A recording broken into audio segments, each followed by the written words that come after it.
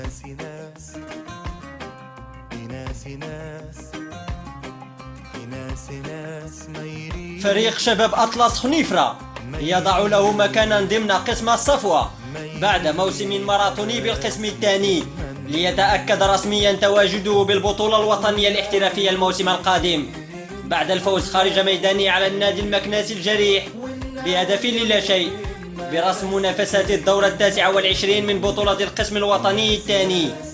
وبلغة الأرقام بعيدا عن لغة الأقدام، وعقب هذا الفوز وهو العاشر له في الموسم حقق 16 تعادلا و3 هزائم فقط طيلة الموسم، ليعزز الفريق موقعه في المركز الثاني بمجموع 46 نقطة خلف شباب قصبة تادلة صاحب الصدارة، وبفارق 4 نقاط عن صاحب المركز الثالث جمعية سلا، ليتحقق حلم الصعود بعد موسم واحد في القسم الثاني.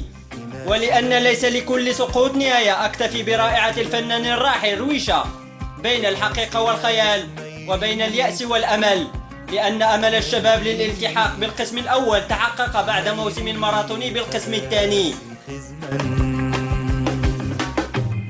والناوي يوفين والناوي يوفين والناوي يوفين ما بس شي والنادي.